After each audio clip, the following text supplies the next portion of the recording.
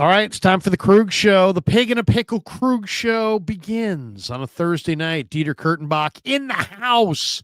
Niners on the road, headed out to Tampa. The bye week is over. CMC is going to play. Did the Niners do enough at the trade deadline? We're going to get into all of it right now.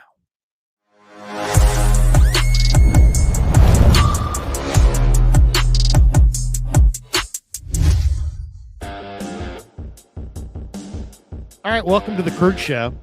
I kind of felt like, I'm getting, doing these teases. I feel like it's, kind of like when I used to watch Batman as a kid. Yeah. Will the Joker take over Gotham City? Is the Penguin going to wreck the world? Yeah. Can we get Kev to put in some bangs and pows whenever we make a good point? Hot take. Pow, pop, wow. The old Batman actually kicked ass. I don't know what channel that was on when I was a kid, but that was always on at 3:00 when you were home. Maybe mom and dad weren't home yet. You're on the kitchen TV. You're flipping around channel 26, the U in Chicago. Just nothing but reruns. Right before the Everyone Loves Raymond reruns kick on, they got old Batman. Nostalgia, man. It's all we got. Oh, so there's some good stuff. Good stuff in old 70s TV. We used to have a thing locally on Channel 2 called it was like an after school thing. They played like cartoons and shows like Batman and Lost in Space, and then they would have a guy, James Gabbard, or one of the guys, I forget exactly who the guy was, but he'd be back in the studio, and they had this thing called TV Pow. Have you ever heard of TV Pow? No, I haven't. So basically, it would just be a graphic going across the screen on whatever TV delay there is, and then the people at home would go pow, pow, pow, and every time you would go pow, it would shoot something across the screen, except it was on delay. So, people who tried to time it, the people who won would go, machine gun pow, pow, pow, pow, pow, pow, pow, pow, pow, pow, pow, pow, pow. That's so bizarre. I've never heard of anything like that. TV Pow? Never heard of TV Pow? No. And it was like playing video games on TV from a phone line with 7-second delay, and people were trying to time it, and it was hilarious. I mean, you'd have the people on there, and somebody would be like, pow, pow. That's so weird. Pow. Pow. And then they'd be like, you shot nothing. You hit nothing. You give no points. You don't win anything. The world's stupidest game of Duck Hunt, just voice and delay. That's so bizarre. It was epic. My sister and I used to watch it as kids. I got to check that out on YouTube. I'm sure it's up there. This live stream is sponsored by Pig in a Pickle. Check them out in Memoryville, Corte Madera. They're open 7 days a week. And we were just there last Sunday. Great food, amazing food. Go say hi to Damon and Mary. Get some brisket chili. They made an amazing chicken pot pie. Don't tempt me with the good time, Lair. Come on now. Dude, the chicken pot pie, seriously, it's amazing. It had this unbelievable barbecue chicken, and then it had, a little bit of carrot, a little bit of mushroom, a little bit of celery, a little bit of onion. Great, these great little, these little bread, I don't know what they were. Now, almost like little, not a crouton, like a crouton, but soft. What's a soft crouton? Kind of like a little soggy crouton bread. Yeah, is sitting in this. I mean, it was just amazing. Yeah, with just soaking it all up. It's like a little bread thing with rosemary on it. Oh, it's just amazing. Absolute amazing chicken pot pie. So we had that Sunday night. I'm definitely not hungry at all, and that isn't going to ruin the show for me in the least bit. The chicken pot pie is amazing. Yeah, and this live stream is also sponsored by Better, the official daily fantasy sponsor of the Krug Show. We didn't win last week. We almost won, but we didn't. Thank you, Jared Goff. But use Better to make daily fantasy lineups and win real money. We're going to try again later on today or tonight. Download the app below. Make sure you use the promo code Niners to get your first deposit matched up to $200. Everyone who does is automatically entered to win a free signed Fred Warner jersey. And we'll announce the winner at the end of November. Here is the jersey. Oh, Larry just has it in his garage. I just got it. It just came. Wow. the 54, and you can't see this side's not autographed. Right. But it is autographed. We checked it out. So it's autographed by Fred Warner. Certificate of authenticity in there, Lair? I don't know if we have the certificate of authenticity, but we definitely have it autographed, and it was definitely autographed by Fred Warner. So everybody who signs up, download the app below, make sure you use the promo code Niners, and you'll get your first deposit matched up to $200, and you'll automatically be in the running for that signed Fred Warner Niner jersey in red. So check that out. All right, let's get into the meat and potatoes as the Niners are getting ready to head to Tampa on Friday. And then they're going to play on Sunday morning in the morning window. And Dieter, it reminds me an awful lot of last year coming out of the bye. Mm-hmm. Coming out of the bye, Niners got Chase Young and, significant new addition, and they went out on the road, morning window, Florida team that had played some pretty good football. Mm-hmm. A lot of people were claiming the wrong team was favored. Niners were a 3-point favorite, and they just absolutely dominated the Jaguars. And those two teams probably really pivoted from that point on. The Niners had a great rest of their year, and the Jaguars sunk like a stone. Yep. And now you've got a similar situation. Niners off the bye, Buccaneers off the short week. They just played 83 snaps and were on the field for over 40 minutes against Kansas City. They went a game that went overtime on Monday. Then they flew home. Probably didn't even get a look at the Niners until Wednesday, which is, obviously yesterday. So, the Niners have a major, major, major advantage this week. Yeah. And it kind of feels like a Niner route is coming. Christian McCaffrey's coming back. 49ers are rested, catching their breath, setting their sights high. This is definitely one of their more winnable games in the second half of the year. I think they're going to get this one. I think they're going to win and cover. What do you think? They're 6-point favorites on the road, so that would be a significant cover. Road favorites are killing this year, by the way. Well, favorites in general are killing, Larry. I think every week, like one or two of them loses. Everybody else is just rolling right along. I share your optimism generally, but the way that I break it down is a little more.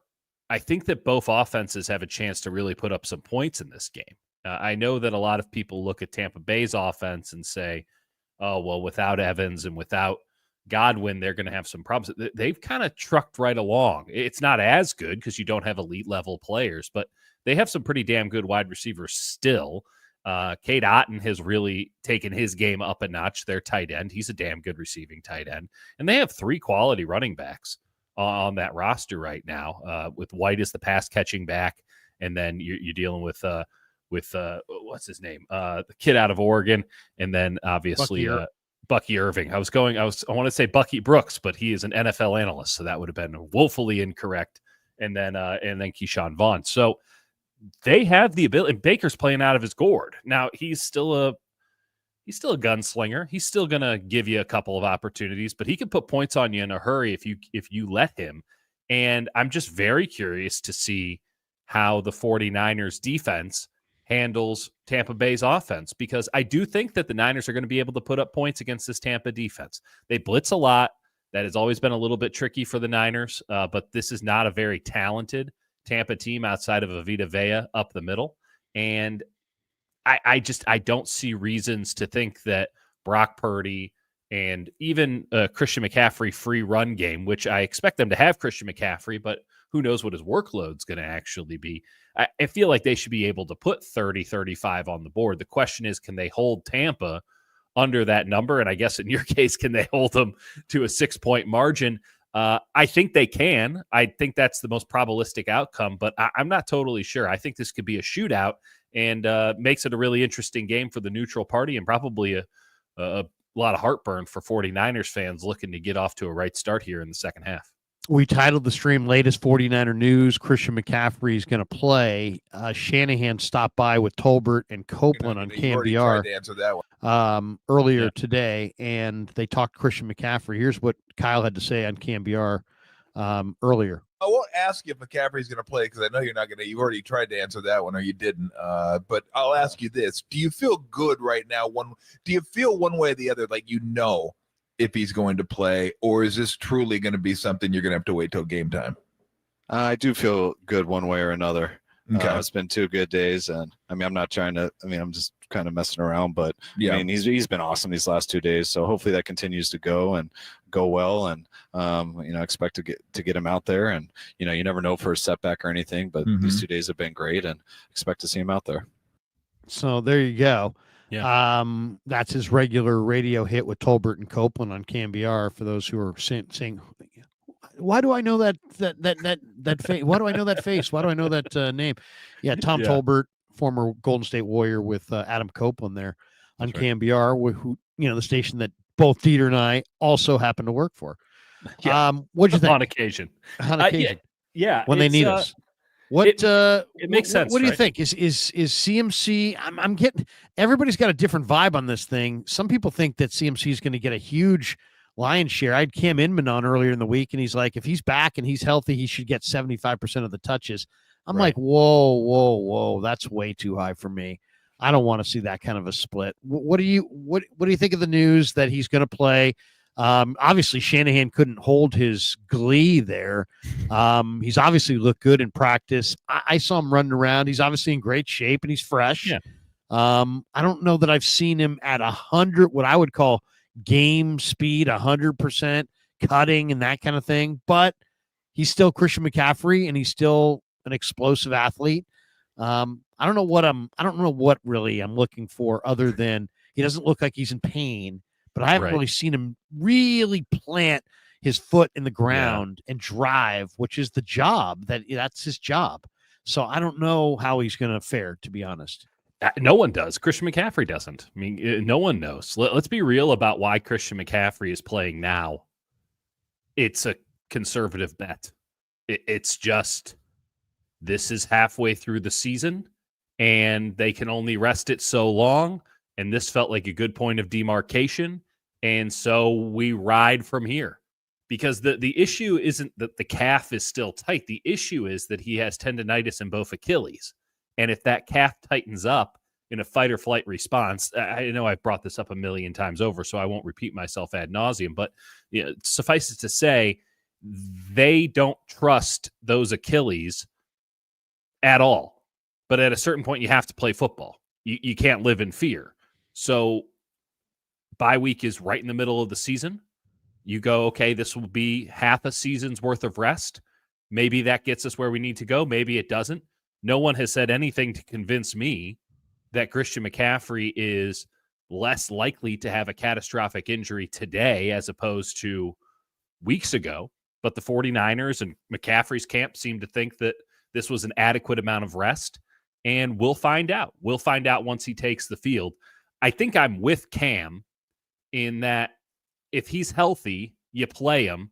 I do think there are ways that you can effectively manage his workload, but I would expect him to be the first and second and third down back and then maybe get full series off as opposed to mixing up here's some Garendo and here's some Mason. And then on third down, here comes Christian McCaffrey as sort of an X factor player. So I would expect there still to be a rotation, and perhaps it's a 3-man rotation because Garendo really was coming along and really did give this team some pop. But I think if it's McCaffrey, you can't say no to Christian McCaffrey on the field. And the idea that you can manage the workload as to prevent, it's kind of an all or nothing, very binary situation, at least to my understanding with this injury. And the fear is that it is all or nothing. So you're getting all the great Christian McCaffrey and then one cut and it's all over, not just for this season, but perhaps for his career, at least as we've known him so far. So that's the risk the Niners are taking. That's the risk McCaffrey's taken. And again, we just don't know until he's out there on the field. And I think for everybody's sake, we hope that all that rest really did something. But no one's told that to me to this point, and I don't think anyone can earnestly say it to this point. So we'll find out, but scary times ahead. I think that there's going to be a lot of sweaty palms watching this game as Christian McCaffrey runs and runs and runs, because I don't think Kyle's going to hold him back that much. Oh, come on, man. You better hold him back. I mean, what would it matter? What does it matter? I mean, this is your vintage Bentley that's been driven like once a year, let's say, for the last 10 years. And now you're going to try to take it cross country and maybe even a little off-roading. And it's like, I don't know, man. He had 400 touches last year. It was your daily driver, and you had a 40-mile commute every day last year. So the idea that now it's this precious commodity feels a bit too late for that. I know. None of it. First of all, there is no rhyme or reason to any of these things. It's not like, like he could go blow it out tomorrow on the first play at practice, or 100%. He could not blow it out all year. Yeah. But, the options are this. He gets through the rest of the year 100% healthy. Yep. He blows out one Achilles. Jesus. Yeah. He blows out both Achilles. That's it. Those are the options. I mean, if he blows out one, his career as an elite player in this league is over. I'm sorry. If you were wagering, what would you wager on? Those are the options. He's either never going to blow out either Achilles and get through the rest of his career, or he's going to blow one out, or he's going to blow two out. Those are the options. If I was wagering, I'd say the safe money is with one Achilles. Yes, that's where the safe money is, and I would argue maybe two Achilles blowouts is more likely than no Achilles blowouts. So right. Not a very fun game to gamble with, and that's why the 49ers have pushed this thing as far as they can push it within reason, right? Like it wasn't as if they said, "Oh, well, you give him exactly 9 weeks of rest and everything will be A-okay." This dude's been resting since the start of training camp. They thought he was going to play in week 1. So all this rest is artificial. I mean, so is whatever is coursing through his veins around his Achilles with the Regeneron that he got in Germany and all that. But like, none of this is based in anything other than hope and prayer. And, that can get you pretty far sometimes. Don't get me wrong. And I think that the 49ers' hope and prayer is that rest did help, and that Christian McCaffrey did get this thing right, and that the kinetic chain is strong. And anything bad that would happen will be down the line. You just keep kicking the can down the road. And I have a very hard time covering as much NBA as I have over the last decade, feeling comfortable with the concept of Achilles tendonitis and calf injuries. I saw Kevin Durant's calf muscle run right up the back of his leg. I saw what happened with Klay Thompson. I mean, the Klay Thompson thing, right? You go back-to-back years with injuries. He tears his Achilles, and then he's coming back from that, but he's overcompensating. And much like Kobe Bryant before him, well, now the opposite knee, which has been overcompensating, now that gets injured. And it's just a very, very dangerous ball game. There are NFL running backs, Cam Akers being a good example, who have come back from an Achilles injury and still provide some value, but you're just not going to have the explosion. You're not going to have the burst. And this is something that, you have to bring up with the 49ers, because the same thing applies to Dre Greenlaw at weak side linebacker. I think a lot of folks going into the second half of the season are saying, well, if you get Dre Greenlaw back, that changes everything. And maybe it does, because Dre Greenlaw is a great player and fun as hell to watch and brings a lot of juice. Are you getting that Dre Greenlaw after an Achilles injury? I got to see it before I believe it. And I think that ultimately that's not where the Niners are at with McCaffrey, because nothing has ruptured yet. But the fear that any cut could rupture it has guided them through this process so far. And at a certain point, you just got to, hope that the lucky rabbit's foot does have some value, rub it, and go out on the field and see what happens. Yeah. Now, Brock Purdy addressed this today, talking a little bit about Christian, and I was pretty encouraged by this soundbite. Here's Purdy today at the podium. What's it been like just having Christian back on the field this week? Yeah, it's been awesome, man. Just what he brings to the table and really just firing everybody else up around. All of us coming off the bye week and feeling good and fresh, and then you get 2-3 next to you in the backfield. It's been awesome. Looks great, moving around, and he's trending in the right direction. So we're excited to see what happens. Yeah.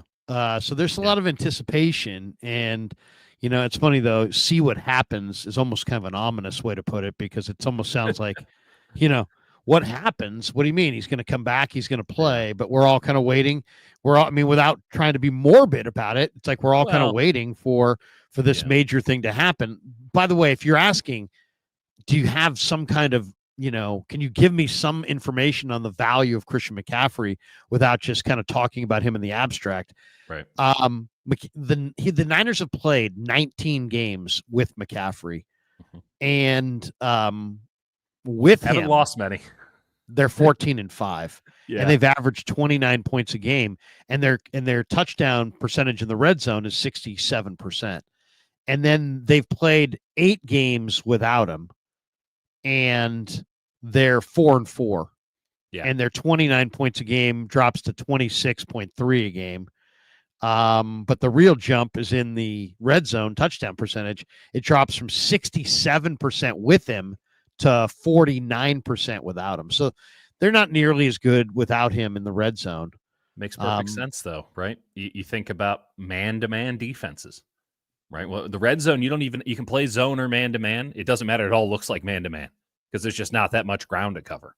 So there's just more traffic, it forces offenses to have more efficient route runners, guys who can make dudes miss in short areas of space, especially as pass catchers.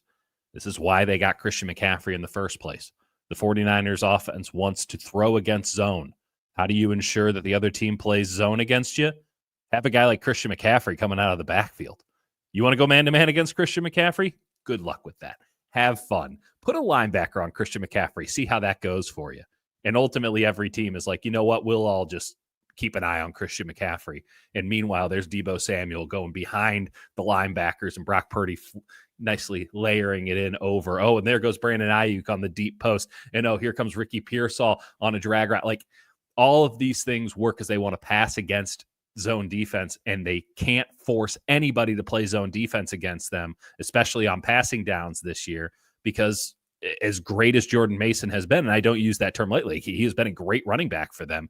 He does not force the defense to change their personnel, much less change their tactics against them. They can play press man-to-man. Even bad press man-to-man teams are playing press man-to-man against the 49ers, stealing the Kansas City Chiefs playbook from the Super Bowl, stealing it from the 2022 game that they came to Levi's Stadium and beat them.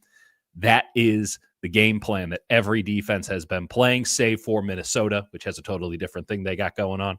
And it's worked. It's worked. I mean, the 49ers only beat the Cowboys 30-24, and the Cowboys suck. So the idea that now Christian McCaffrey is back in there, that just forces honesty, and it forces teams to play zone against you.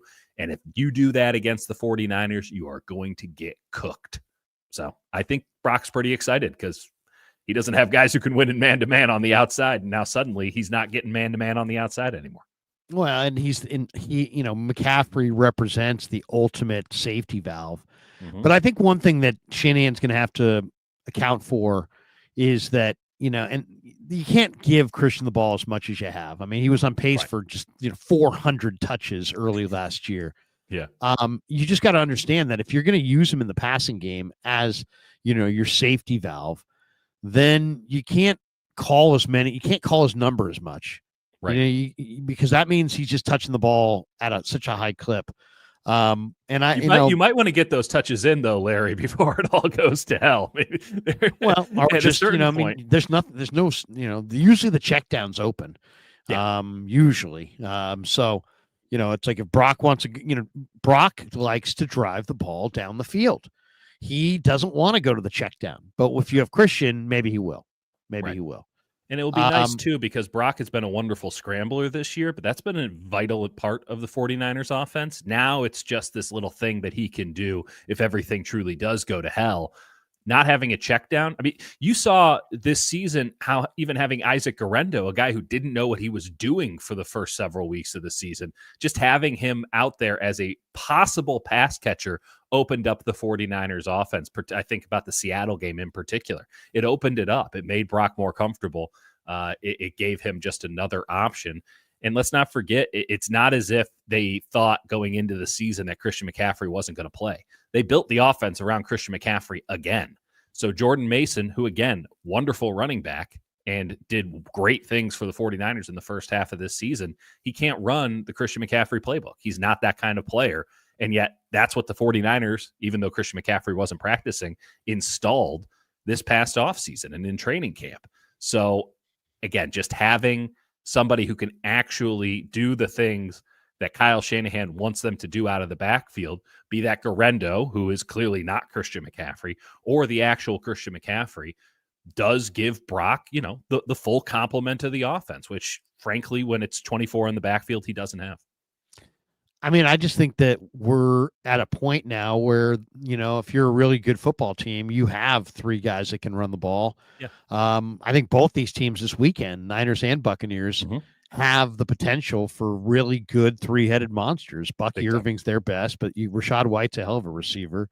Yes. Sean Tucker is very, very underrated running back, very solid. That's right. It's Sean Tucker. I mixed him up with Keyshawn Vaughn earlier, former Tampa Bay Buccaneer. You're right. Yeah, Sean Tucker out of Sean Tucker, who's got good contact balance, and he's a solid running back. So I mean, they've got 3 good ones, and now the Niners have 3 good ones, and the cool thing is if you like diversity in your rushing attack, when you have different backs that have different skill sets, it almost kind of forces you to kind of have some diversity as far as what it looks like. You don't always have to be in the gun. You can do a bunch of different things, different formations. I like the idea of, like, to me, what would be a perfect blend would be, give me 15 touches for McCaffrey, 10 carries, 5, either passes or dump offs, safety valve, 15 touches for him, which sounds a little low, but I want to be a little conservative. 12 touches for JP Mason. And so now you're at 27. And in an ideal world, I'd like to have, 10. I'd like a run heavy scheme because you don't have the receivers you used to have. Right. And I'd like 10 carries for Garendo. That gets you at 37. Yeah. That's if you can run the ball 37 times. I like their chances. Now, think about it. This always seems like the impossible, but it's more the impossible, not because other teams shut down their run game. It's because they get bored with it. They don't stick with it. They don't have a game where they Shanahan loves offensive balance so much that they'll run successfully and he'll just stop running because all of a sudden it's like, hey, let's pass. Yeah. It's like, no, they can't stop your run and you've got a can full of backs. Run the heck out of it. I mean, that's what Green Bay did when they lost Love. I'm not saying that they have to run it that much. That was 53 times. The first week they lost Love, they had Willis in there. Yeah. But take the burden off of Brock, and especially now that he doesn't have Ayuk and it's not the same passing game and his offensive line's not a great pass blocking line. But guess what? It's a pretty good run blocking line, and you've got 3 different runners. Spread it, really 4 if you want to throw Debo in there. He's different than the other 3 altogether. So you got different kinds of runners. Utilize them all and run the hell out of it. I mean, let's see if the Niners can win running it 58% of the time for a month. What do you think? Yeah, it is interesting. Kyle sometimes overthinks it, at least from my vantage point, in that it's what I know that you know. And so when they're running the ball effectively, he doesn't want to give the defense a chance to fully counter before he starts throwing it back, literally throwing it again. And then, that will keep the run game. It's just this constant. And it's like, dude, just do the thing that you're doing effectively well until they prove that they can stop it. But Kyle's so afraid of being stopped and losing a drive that he'll sort of try to stay on the front foot with passing. It goes back to the ideology thing versus pragmatism that Kyle has been challenged with so much throughout his career. 2 other thoughts on that, going back to some stuff you were saying. They absolutely need to have some tandem in the backfield. I don't think anybody in their right mind, even those who are suggesting that Christian McCaffrey is going to get a heavy workload, and I'd consider myself part of that camp, thinks that JP Mason is just going to be relegated to the bench, and that we're not going to see Isaac Garendo again. I think that'd be foolhardy from the 49ers, and I don't think that they're that big of fools, even though there's been some stuff that you can clearly point to and say it's pretty foolish. It's very reminiscent of the Elijah Mitchell spell series that you wouldn't get as often as you needed to, but you did get at certain points back in 2022 where, hey, we're just going to run the ball. We're going to put in Mitchell. There's no glitz, no glamour, no misdirection. We're just going to run the fucking ball down your throat here because it's December or it's January, and that's how you win football games. You could absolutely – Jordan Mason's an upgrade compared to Eli Mitchell, who was a hell of a runner for them in that role. And then having Guerendo there in case McCaffrey is in the blue tent is nice to where you can still implement that game plan, albeit with a lesser player. You mentioned off the top there diversity in looks, and I'm curious as to if Kyle does have the sort of bag of playbook stuff to integrate all three of these guys, and in some cases, two of them simultaneously. I saw Bucky Irving run a play out of the wing T for Tampa Bay on Monday. They ran the wing fucking T, Larry, and they had Irving at tight end, which is what it would be considered tight end now, and he comes around on an end around, and it's like, that's some cool shit from Lee and Cohen, former Kentucky offensive coordinator, former Rams offensive. That's cool. Do that kind of stuff. I know that the entire point isn't to make Dieter and Larry think that you have such a cool playbook and what an innovative caller. The whole point is to win the goddamn game, and the more complications you put on stuff, the more challenging it is for the other 10 guys on the field. But I don't know. What an idea. Maybe mix up some old football and the new football, maybe do some new stuff with the new old stuff. I do think this is a cool opportunity for Kyle because they haven't had a true three-headed monster in – nothing comes to mind. You can tell me if something comes to mind for you.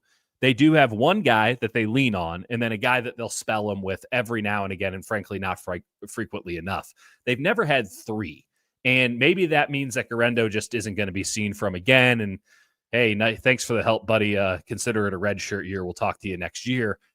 I just think that'd be foolish because he does have some momentum going behind him, and I would like to see Kyle. He's a game breaker. If you don't hand the ball to Guerendo, I'm going to rip the shit out of you in the post game. I mean, I don't give a shit. If you don't give that guy 3 or 4 touches a game, right? What are you doing? He's huge. He's fast. Yep. You know, this is football. Last I checked, huge and fast is good.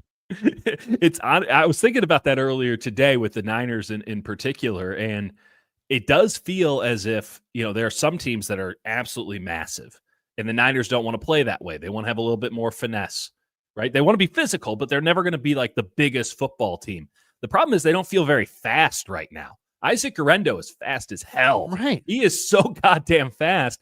Absolutely, Larry. You hit the nail on the head. If you have someone who is giant and really fast, the only two guys who have ever run the 40-yard dash as fast as Guerendo at that weight are him and DK Metcalf.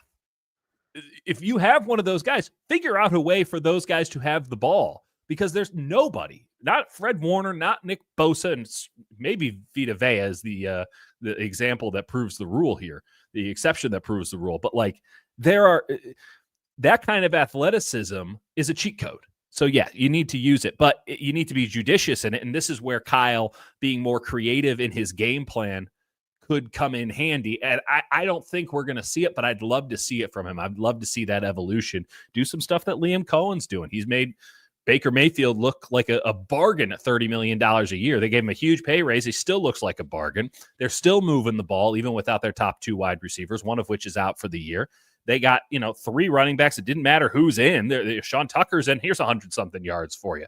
Rashad White, who's always been kind of a crappy running back, but a great pass catcher. They still integrate him, and they're bringing in, Bucky, and it's like things are moving there. They got something going on, and that's not an exceptionally talented team. The 49ers, say what you will about some of the spots that feel weak. They're an exceptionally talented team, and I haven't seen the sort of creativity yet from Kyle Shanahan that puts the ball in those players' hands in interesting and advantageous ways.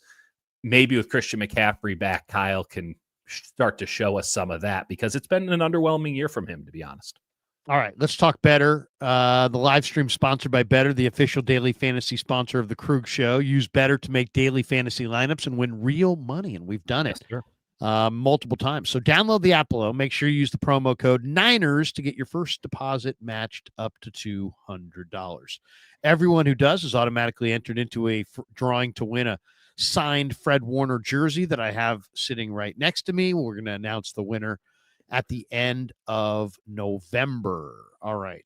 Dieter and I have been hot at this. So let's go Niners Bucks and let's take a look at some of these numbers. Come on, Kev, let's make some money. Oh, sorry. If I don't want to jinx us with my intensity, but there you go. I'm very intense. All right. Brock Purdy. Let's go look at Brock Purdy. I think what's making me intense is I'm looking at that Giants hat and I'm thinking about all the free agents that they're not going to sign. Yeah. And then it just makes me go, Argh! I'm just here to trigger you, Lair. Yes. And you know what really gets me too is that you wear that Giants hat and yet, come on, let's be honest. You're not really a Giants fan. You're not even from here. No. I'm sorry. You need to be from here in order to rep San Francisco. You want to play? You want to play that gatekeeping game? I'm not trying to attack you, but it is, like it's. Are you really a Giants fan? I mean, I fucking watch 140 games of the Giants every year. I don't know if I'm a fan. Were you a fan? When you were at University of Missouri, who were you a fan of? I'm a Chicago White Sox fan first and foremost. Okay. There you go. I knew that's something I liked about you. All my family are White Sox fans on my mom's side. And of course, my dad's side, we're all Giants fans. Larry, if you were a Chicago White Sox fan, would you want to make that public all the time? You know what? I can talk Eric Soderholm. I can go back to Oscar Gamble. Listen, you know what? You say Chet Lemon, and I don't give you a blank look. we talking Bill Melton? Remember where Harold Baines was merely a prospect. Wow. Yeah, you mean seriously. Orioles great Harold Baines? Do you see this? All this gray hair? This used to be brown. All right, let's go to Purdy. 300.5 passing yards. Ooh, that number's high. That's on a bonus. You know what's cool about 261.5 though. You got that multiple booster though. Yeah, you can go higher, or you can go 261.5. Even that's a kind of a higher number compared to what he's had recently. So they're expecting more passing yards. Yeah. I don't like those though. Those are too high for me. 31.5 passing attempts. No. If we need a Purdy bet, the 37.5. No, because McCaffrey 14.5 rush yards. Yeah, the McCaffrey thing is going to be tricky. It creates a level of trickiness because you'll have the check down if McCaffrey's playing. And I love the rush yard thing again. I would like the longest pass. I mean, the Tampa Bay secondary is such a mess, and the Niners, especially if they're able to get teams in zone, are going to have a lot of yak yards in this game. So you can go where you want, Larry. It is your show. I like that. Let's go. We'll go 37.5 longest pass. We'll go there. Can I see a little Ricky Pearsall, if at all possible? Do we have some Pearsall? Pierce not. I don't like Pearsall. Well, I'll give you one that I'm advocating on other mediums. If we can go to Bucky Irving, I want to see what that line is because some of these reputable sports books 30.5 rush yards. Yeah, I see it at 29.5 on some of these books, and I'm on the over there or the more, if you will. Yeah, I like that over too. Yeah, he's their best back. He is. He's a wonderful back. Now the thing is, everyone gets worried about him because he hasn't practiced. He hasn't practiced in 3 flipping weeks. And yes, there are other options, but he's their best back. Okay, and they know to get the ball. Here's the one thing about this game. We haven't really hammered down because we were talking about other things. You sound a lot more fearful of the Bucs offense, I guess, than I am. Yes. What I'm looking at, and tell me maybe I'm not seeing this right. But I see no Evans, no Godwin. I just watched them on Monday night against Kansas City, and they needed Sterling Shepard to have a huge at the end of the game, and he was huge. But he's hurt now, and he's not going to play. He hasn't practiced. Nope. So what do they got? They got Cade Otton and these 3 backs. I don't see. I mean, Scotty Miller in your life. Yeah, Trey Palmer, Scotty Miller, Cade Otton, and these 3 running backs? No. Okay. Come on. The Niners shut down, and granted, it was last year. They had Greenlaw. But last year, they shut down a Jacksonville team that had Evan Ingram and, some speed. And to be fair, the Niners knew that was a put up or shut up game for them. They had just come off of 3 losses in a row. They were healthy again. They had Debo and Trent back in the lineup. And listen, it's not to say that there aren't that's Sunday. Well, listen to this. If the Niners win on Sunday, they have a 66% chance of making the playoffs. If the Niners lose on Sunday, they have a 36% chance of making the playoffs. Yeah. This is a huge game. There's no question it's a big game, but I can't get over the length of the Niners injury report coming off a bye. It just keeps getting bigger, and it's nice that McCaffrey's coming back to a unknown role. It's nice that Juwan Jennings is practicing, but how many snaps does he actually get coming off of that weird hip injury? Debo's out here. This is such a small thing, and I might sound like a total kook for pointing this out. This might be total. Debo was wearing blue cleats at practice on Wednesday. And you go, okay, what's the big deal on that? Well, he's wearing the blue jersey. So he was wearing cleats that matched the no contact jersey. Like that was just a weird energy to me that I can't shake out of my head. And it felt very defeatist in a way. I don't know why it was. I don't know why that bothered me. Who has special cleats for when they're in the no contact jersey? I'm wearing cleats right now, and we're doing. Yes, I'm wearing cleats. I like. Why are you wearing cleats? No, I'm just Jim Harbaugh over here. Like, imagine. I've just never seen. Just in case, man. I want good. I want to be able to cut well. I want to be able to cut really, really. Now there's cleanly. a kook. What I'm saying is cut very cleanly in my house. I don't know what you can expect from Debo Samuel in this game, and that's a big part of their offense if it were to fully actualize. But he's kind of looked good at practice this week, to be honest. I know he's been wearing the blue jersey, but I think he's looked good. I think they're saving him up for a big game. Slow. Malik Mustafa, by the way, got hurt today, so there's the chance that he may not play, but so we won't take his. I like the Bosa. Give me the Bosa. I like the Bosa's. Bosa's getting a sack of Baker. That's right. He's no doubt he's getting a sack. He's Baker. having a week. He's just going to have a week. Bosa more than a half sack. That's a gimme. The Lenore tackles and assists is super interesting, but we have 3. So do we need anything else? Do we need to push the envelope any further? Let's go look at the Lenore. 5.5 tackles or assists. I mean, he's going to have 5 tackles by himself, even if he had no assists. And you know what? That's a good one too, because he's going to play a lot. Mm-hmm. They're going to run the ball a lot. They run 11 personnel too. Yeah. And so he's going to make it. Let's go with that. Let's go more than 5.5 tackles and assists. That's a good. Now I will say, Lair, the challenge here is that it's an away game. And away game, it's worse in the college ranks, but even at the pro ranks, assisted tackles do not translate to the road team. They don't help you out as much when you're the road team. So we have to be all in on this premise that he's going to get 5 on his own. Yeah, solo tackles. Okay, I think they're gonna run it quite a bit. I mean, once again, I mean, you don't have. I mean, tell me their 2 best receivers. Who are the 2 best receivers that Tampa has? Otten. And the rookie. Whose name eludes me. The rookie receiver? Yeah. Raheem Jarrett? Is that who you're talking about? From Somebody Maryland? Like yeah. Hold on. I'm pulling I'll tell you. I think that's what you're talking about. Jarrett. I like Raheem Jarrett a lot.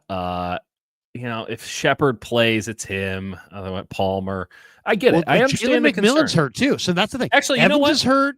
I'll give you the answer. Shepard's hurt. It's Cade Otton and Rashad White. Those are 2 really good receivers. Wow. I mean, that's the thing. If you can't lose to a team that lines up, with Ryan Miller, Trey Palmer, and Raheem Jarrett. I mean, if you lose to that team, and now this line's good. I'll say that. Wirfs is good, but Bretterson's also hurt. Right. But the rest of this line's really good. I mean, Cody Mock, Graham Barton, Gadecki. Where's the big, what's the thing? The pillow on top of his head. Guardian helmet. Yes. The Guardian cap. But he's a tough guy. And Payne Durham hasn't done anything, even though he's a good tight end. It's been all Cade Otton. So all you got to do is double Cade Otton in the red zone, and you're cooking. this offense. I just don't look at this as a huge challenge for the Niners defense. I think it looked like a monumental challenge 4 weeks ago when they had Mike Evans and Chris Godwin. But now you take away Evans and Godwin and Sterling Shepard and Jalen McMillan. I mean, it's like, come on, man. These teams don't. It's not college. I mean, this isn't Florida State where you just, the next guy's a 5-star. Do we want to use the 1-7 Florida State Seminoles as the example here, Larry? Well, I mean, I'm just thinking of deep teams over. I understand what you're saying, though. Yeah, it ain't Ohio State. It ain't Alabama. I get it. And here's the other one: Baker didn't practice yesterday or today with a toe injury. That's true. So what's going on there? I mean, their backup is Kyle Trask. That's probably not going to go well for him. I will say this, though, Larry. The idea that they're going to run the ball a lot, they should be doing that regardless of who the wide receivers are, because you can gash the 49ers. And I don't know if this is a good transition or not. Pull me back if I am. The Niners didn't do anything at the trade deadline to improve their run defense. This Khalil Davis guy is a body. He is not an impact player, at least from the tape I've watched. And I get what they see in some of the athletic explosion, but like as a prospect, that would be interesting. But he's been in the league for multiple years, and it's never translated onto the field. The only time you see that incredible fleet of footness is when he's chasing down a running back that's already run past him. He just gets moved out of the way again and again and again, and that is the MO of this 49ers defensive tackle group. Meanwhile, you're not setting the edge on the opposite side and Bosa's getting double teamed every play. I would sure as hell run it. I would run it every goddamn play if I was Tampa Bay. And you could probably get a lot of yards that way against this 49ers defense, even with a Fred Warner and a Nick Bosa on it. So that's where my concern lies. The Niners rush defense is 6th in the league. I mean, by what they metric? give up 105.8 points per game, 6th in the league. But it's not efficient. It's a terribly inefficient run. I mean, they're 14th in pass D. They're 6th in run D. But but anyone who's watched this team knows that those metrics should be flipped. That knows that this is a much better pass defense team than it is a run defense team, particularly when we're talking about up the middle. I mean, I can pull up the DVOA or the EPA or something like that. I'm not sure it's going to convince anybody, but there is a certain level of game script that forces, lower numbers. The Niners for years, right? They had that, we haven't given up a 100-yard rusher. Well, just because you're giving up 94 on one end and 62 to another back doesn't mean you have a good run defense, because neither of them got 100. They had that streak forever, and they were an average run defense at best, and they're worse now. They're a worse run defense now. So it just I'm looking at the statistical profile in front of me. Yeah. The Niners are 2nd in total offense. Bucks are 5th. Mm-hmm. The Niners are 10th in total defense. Bucks are 30th in total defense. So that's usually where I start. Then it's a good place to start. Then I go rush offense. Niners are 4th in rush offense. Bucks are 10th. This is yards per game. This is 159 yards a game. 4th. Yeah. The Bucks are 19th in run D. Okay, but the Niners are also 4th in passing offense, and the Bucks are 30th in pass defense. You kind of referenced it before. Their DBs are all hurt. They're a mess. Their defense has some big names on it: Kalijah Cansey, Antoine Winfield, Levante David. I mean, they've got some good football players on that side of the ball. But Vita Vea. But they don't get results. I mean, their defense has not been good. Their defense is 30th in yards and 28th in points. So they're not good. They're 19th against the run. They're 30th against the pass. They are top 10 in sacks. Yep. They blitz a lot. They bring pressure because they don't have any outside of Vea. They don't have any viable one-on-one winners. Yeah, and they're 19th in turnover ratio, and Niners are 8th. The Niners, by comparison, are 2nd in total offense, 4th rushing offense, 4th passing offense, 2nd overall in time of possession. Niners hold the ball for almost 33 minutes, and then on defense, they're 16th in points, 10th in yards, 6th against the run, 14th against the pass. They're 18th overall in sacks. Where the Niners have been good is they get a lot of picks. They've got 10 picks. That's top 5. That's 4th overall in the NFL. Yeah. So we shall see. I mean, you know what's really kind of amazing? The 49ers have averaged 381 yards per game since 2019. That's third in the NFL. But this year, they're still, even the fact, they've been pretty good on offense considering they haven't had McCaffrey. I mean, you take away Christian McCaffrey, the reigning offensive player of the year, and then you have Ayuk's out for the year, and Kittle's missed time, and Pearsall's missed time, and yet the 49ers are second in total offense. I mean, it's like, this is where the people who are like, Kyle Shanahan sucks. It's like they rip Brock Purdy, but then Kyle Shanahan sucks. But then without Christian McCaffrey, the Niners are second in total offense and sixth in points because they're struggling a little bit in the red zone, but still sixth. I mean, we're not talking about 26th. They're sixth. They moved the ball. Yeah, I mean, they're top 5 offense both on the ground and in the air, and they possess the ball more than every team in the league except for one. So, I mean, it's like, Kyle Shanahan's this, Kyle Shanahan's that. Kyle Shanahan hasn't had his best weapon, and he's got the second best offense in football. Am I missing something?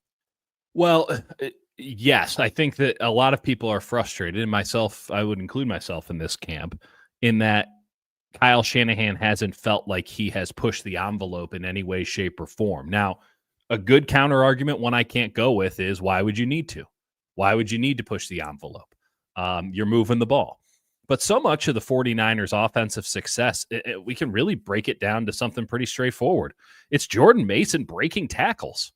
He breaks more tackles than anybody else. The amount of times that this dude got hit in the backfield, shook a dude off, got to the second and third level for a 10-yard gain, I don't have enough room in the notebook for it. That was their offense. They had a great running back operating at an extremely high level. But there wasn't any of the pizzazz or the interesting stuff that you usually see from a Kyle Shanahan this year. I can't remember the last time I went, oh, that was a really cool play. And I know that cool doesn't translate into wins. It doesn't matter. If you can run the ball down somebody's throat, you should. But it doesn't feel as if Kyle Shanahan has been the reason why this offense has been firing on all cylinders. It feels like Brock Purdy's made some big-time throws. And it feels like Jordan Mason has put the team on his back at times, and that there is a lot of talent on this squad. So there's just enough honesty in a defense to give you what they've gotten. But when you have a run defense that's 23rd in the NFL in rush EPA, so we're talking about efficiency metrics now, they're 23rd in the NFL.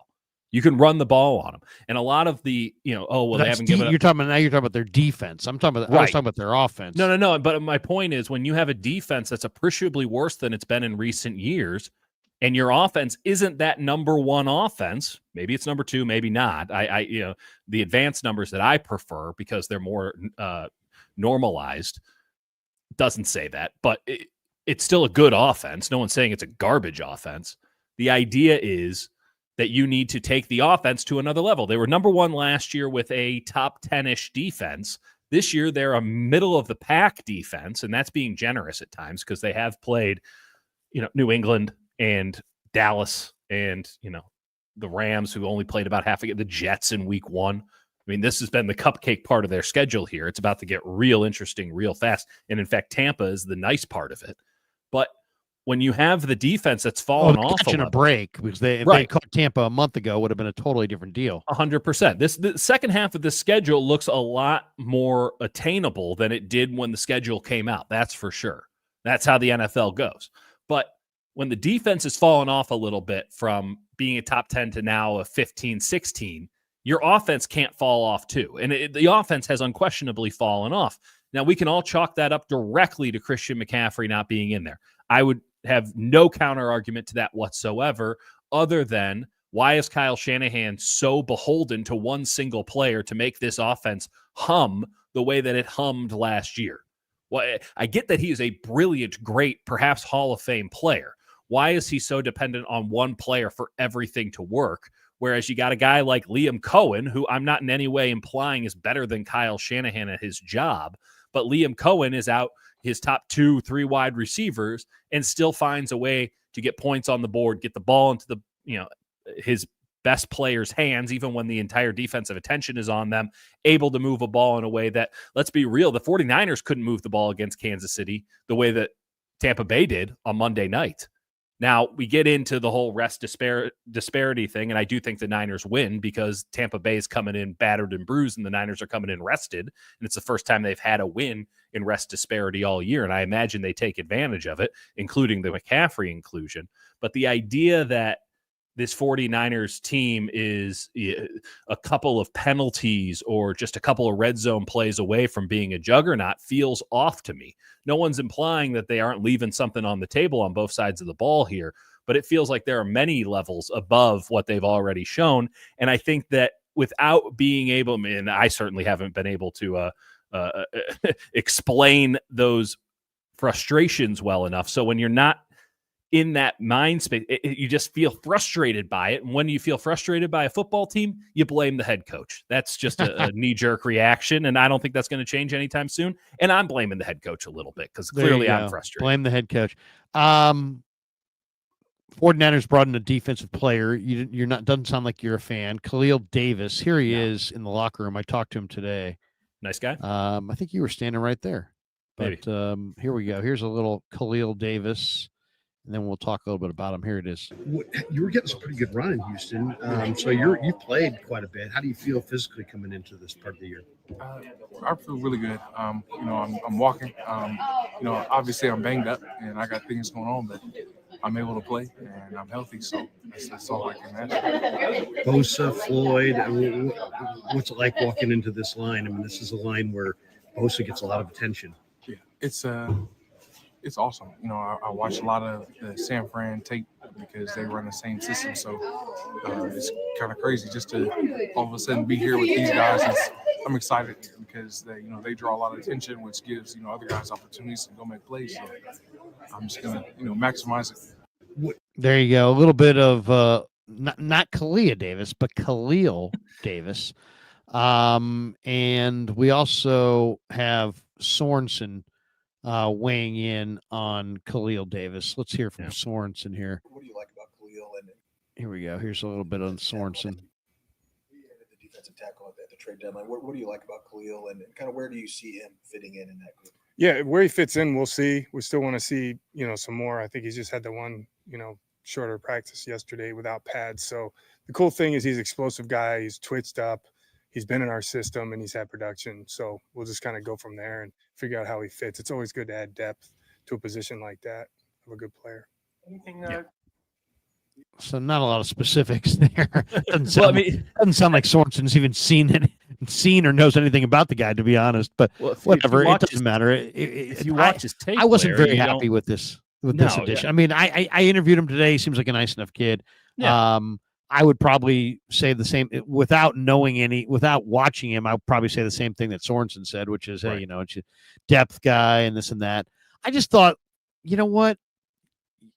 If Davon Godchaux was out there, he was 330 pounds. I think he could have made a real difference in their run defense.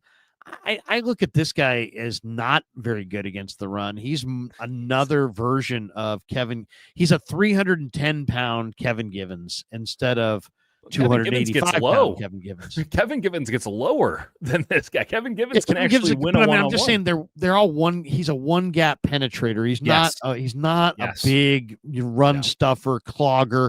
Nope. Davon Godchaux, you would have seen the difference. Warner would have been freed up to run more. He would have clogged up the middle. Now you have another guy. It's always nice to have another body, but to me, it was a nominal improvement.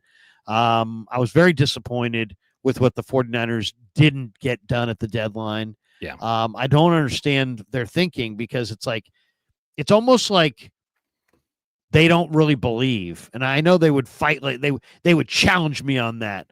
Oh, what do you mean we don't believe? We believe. Yeah. You want your players to think you believe, right? But your actions say you don't believe, because if you believed, then you would believe that, you know what? All you got to do is outrun Arizona, Seattle, and the Rams, get in the playoff picture. And yeah, you're going to have to play one more game and you're going to have to venture out on the road after the first game, most likely. Yeah. But it's not like you've got some you're not it's not the NCAA tournament and you're the 16 seed. Right. It's not like it's not like you're trying to win the lottery out with the fewest ping pong balls. I mean, it's not, the decks are not stacked against you. No. You have playoff experience. You were in the Super Bowl. You should have experience that Detroit and Green Bay and these other teams don't have and only dream of. Right. And it's like, why would you not want to improve your hand as much as you possibly could? And then if you get in there, you make a run. I mean, I watched the New York Giants go to the Super Bowl with Eli Manning. It wasn't like some epic all-time Giant team, but guess what? They put themselves in position. They got in the playoffs, and they got hot once they got there. And it's like the 49ers can absolutely do that with this quarterback and this cast of characters, but they don't act like they didn't improve themselves in any serious way. Right. Tayshaun Gibson, really? That's the best you can do? And you needed a linebacker. You didn't get one. No. You needed a defensive end. You didn't get one. Nope. You needed a defensive tackle who could clog the middle. You didn't get one. You needed speed at receiver. You added nobody. I don't know. I mean, very, very, very disappointed in Lynch and what they didn't do when you consider they have $54 million under the cap. This is their absolutely go time for this roster. You think their roster is going to be deeper and better next year when they're paying Brock Purdy north of $50 million? The odds, it would take almost a personnel Houdini act to be deeper next year after paying Brock $50 million. It would almost mandate that they hit on almost every move they made in the entire offseason.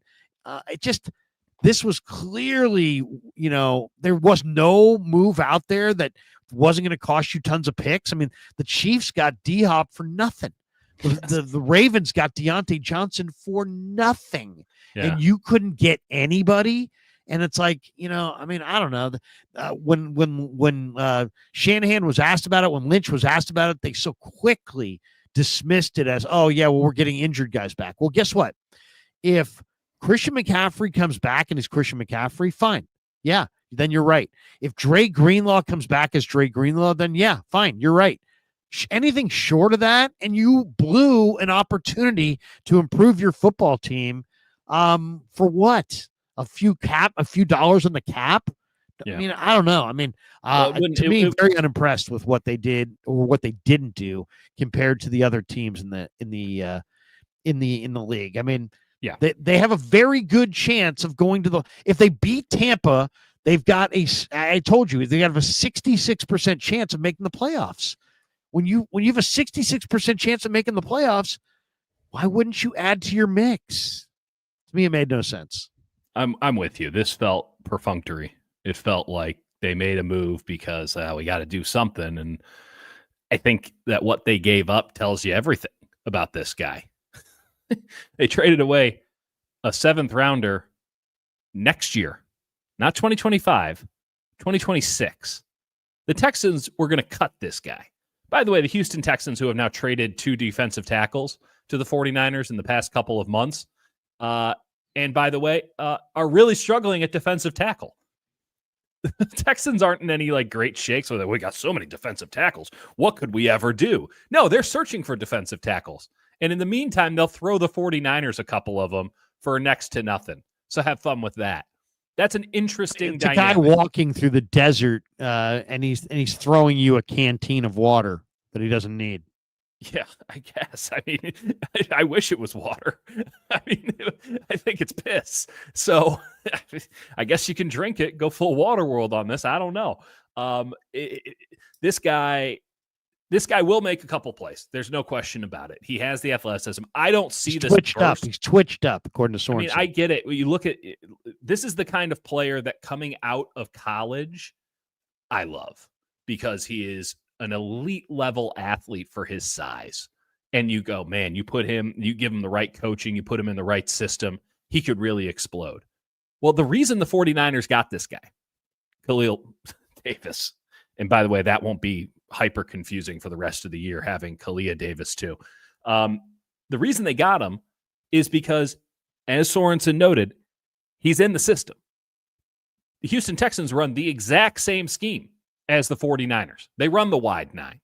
So they don't have to teach him anything, which they consider a bonus. The problem is all of this upside that they talk about is totally negated by the fact that we have now years of tape on this dude in the same fucking system, and he hasn't performed at all, to the point where the Texans are like, yeah, just throw us whatever you want, like a, I don't know, 26th, 7th. No, okay. It's just a body. This is a practice squad signing, effectively. And the idea that that's going to fundamentally change their run defense, which I thought was the number one priority for this team at the trade deadline, is laughable. There's a Jeremiah Ledbetter in Jacksonville who, say what you will about the guy, no one knows who the hell he is, but if you watch him, you'll notice he doesn't move when he gets blocked. He might not be penetrating. He might not be one-gapping. He might not be this crazy twitched-up dude, but when you put hands and a body on him, he stays where he is. And you know what that makes everyone else's job? Easier, because he can hold a goddamn gap. This Niners team doesn't have anybody on the defensive line who can hold a goddamn gap. And the idea that Krueger is great, as T-Dub is pointing out here, where's the evidence of that? Legitimately. He has this reputation. Well, I Where's mean, the evidence? Arden Key's making a lot of money. I mean, there's guys making money now who, Samson Ebcom got a nice little contract. I mean, there were guys who played well for Chris that didn't necessarily play well before. I don't know. I mean, we'll see. I mean, maybe Khalil Davis Buckner in the middle. Is that because they had Eric? I don't know. Their run defense. I'm just saying he got a lot out of Kerry Hyder. It seems like he gets guys that he likes and guys play hard for him. But there's no two gapper there. I mean, I don't know. And this is my big issue, Larry, is that they're doubling down on not just this wide 9 system, which I've complained about a lot, and it's not going to change. I know that I'm yelling into the void here, but I would like it if we didn't have Nick Bosa lined up as the nickelback. That would be something that I think might be beneficial to a 49ers team that can't seem to set an edge to save its life for multiple years now. I would like a defensive tackle that can hold the gap as opposed to try to split it every time, because I don't know, the running back can see you coming and move out of the way. And they're doubling down on this wide 9 system that I don't think they have the personnel to effectively run, because they don't have a behemoth in the middle who can do what Krueger wants while also actually holding a gap. And then on top of that, they're doubling down on all of John Lynch's moves from the offseason, most of which 8 games into the season look like absolute ass. We forgot to mention Yetur Gross-Matos. Apparently, Yetur Gross-Matos is the game changer that this team has always needed. Like, I'll tell you right now, you know who's a free agent is Jason Pierre-Paul. I mean, they've got to get another rusher. I don't know if it's Yetur Gross-Matos, but Jason Pierre-Paul, you can pick him off the street, and he is, still has a body to rush the passer. He still can do it. They need some help. I mean, they're going to need some help. Otherwise, or Beal's going to have to be something, or Sam O's going to have to be something, or Leonard Floyd is suddenly going to have to play. This is what happens so many times. It's almost like what the Giants have done in the past in baseball. It's like you get a guy that would be fantastic for like 200 at-bats, but you don't play him 200 at-bats. You play him for 450 at-bats, and you wonder why he sucks. It's like, hey, maybe Yaz should just play for 200 at-bats. On a championship team, guys like Yaz just play 200 at-bats. And instead, the Giants say, well, no, we need him to play 450 at-bats. Then the guy stinks. They always have the idea. And they've been doing this forever. And the Niners are doing the exact same thing here. You're spot on. It is absolutely like that. Now, we do need to point out why a guy like Yaz, but Yaz is meant at the beginning of the season in this weird conceptual realm, like, oh, he'll only get 200 bats. He'll just be a platoon. Well, then Austin Slater sucks something fierce, or, they don't think Ramos is ready in time, or we can't play Matos. So we just, we have Yaz. We'll just keep playing him. And eventually, because of an injury or because something else didn't work out, this whole concept of a platoon, this large parlay that you've built up here, falls apart, and now you're stuck with a mediocre player who has limited upside and really in only one area. Well, now that guy plays every day. I love Sam Aquanu. I think he's a really, really good player. I think he's been an absolutely great find. I'm the first motherfucker who wrote a column on him. Like, I'm in on Sam Aquanu. The 49ers were having to play him at 3 technique because they didn't have a defensive tackle who could theoretically rush the passer. They can't stop you know the what run, it is? They just and they have think to play that him as a 3-tech. Yeah, I mean they love him as a 3-tech because he will come off a block and make a play against the run, and he's obviously going to give you much more of a pass rush than the most interior guys. Like we're talking about Sam Ekwonu, who again I really like and I think should be playing a lot. But you're talking about this guy who they cut. I know they kept him for a day, but they cut him before the month of August was over. That guy is now the guy who's going to be playing opposite Nick Bosa. He's the one who's going to make this defensive line all click. Yeah, I mean it's fundamentally flawed. Yeah, no, I mean I'll give you another one. I mean, there's they need help. I mean, they need help at defensive end. I mean, there's just no question. I mean, they need help. And it's like what are you gonna do? I mean, you can add guys right now if you want, but obviously they think that their guys can do it.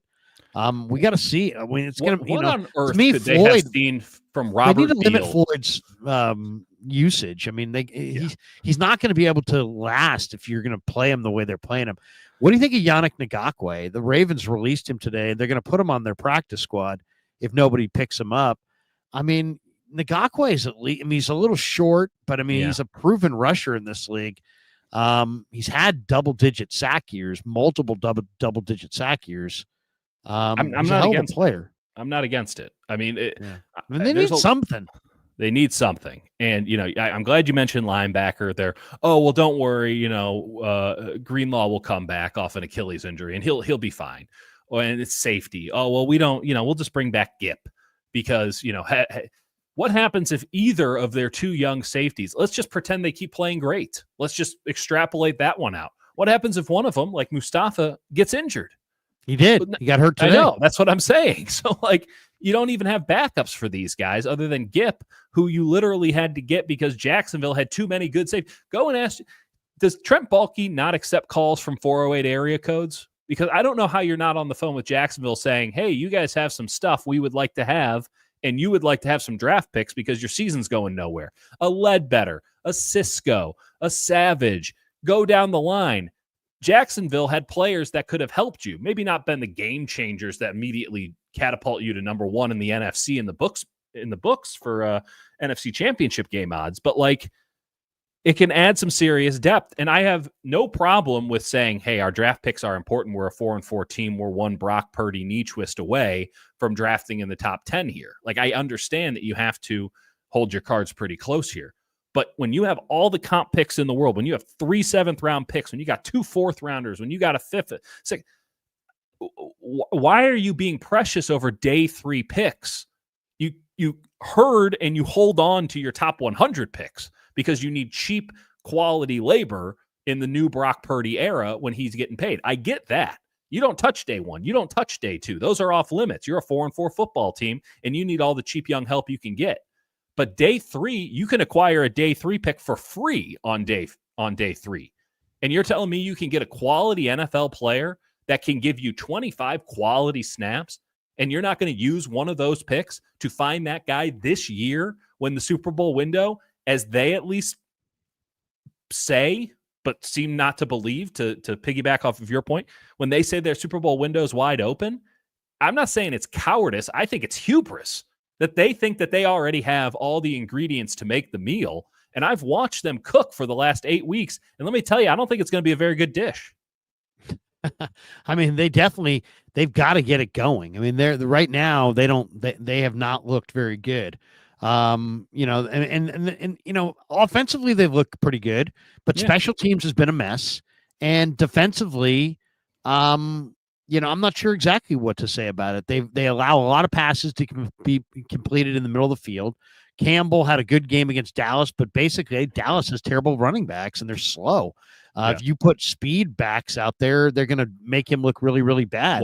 Watch the Kansas City. Campbell's going to have a really bad week.